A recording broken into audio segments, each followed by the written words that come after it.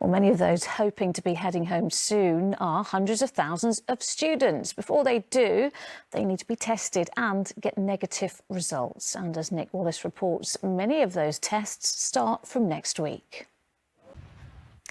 Worries that the lockdowns and other pandemic restrictions would lead to an increase in domestic violence have been proved right.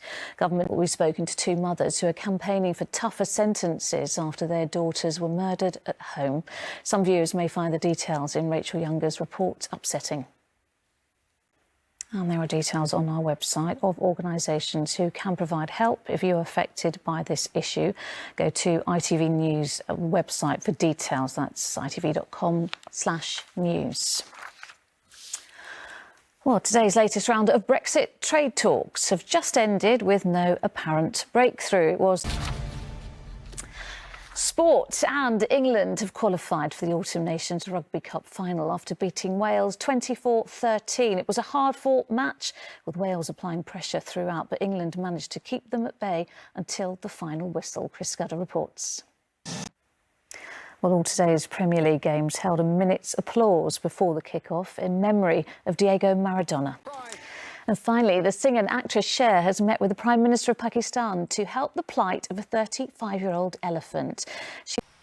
And that's it. I'm back with the late news at 20 to 11. Until then, whatever you're doing, have a great evening. Bye-bye.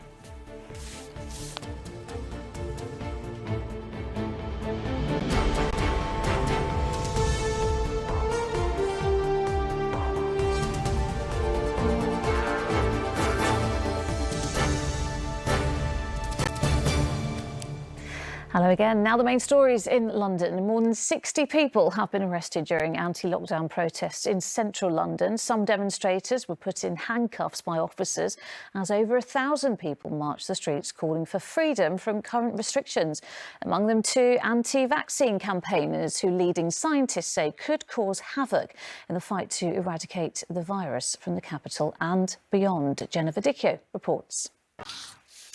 Police say a man in his 30s has died after he was stabbed at an address in Enfield. Officers were called to MacLeod Road at around 5 o'clock last night, where the Museum of London is working with the Museum of Dreams at Western University in Canada to explore people's dreams throughout the pandemic. The Guardians of Sleep project is asking Londoners to share the dreams they experienced as COVID-19 swept the world. Well, the museum says the work is part of its efforts to tell the story of London through the pandemic for generations to reflect on.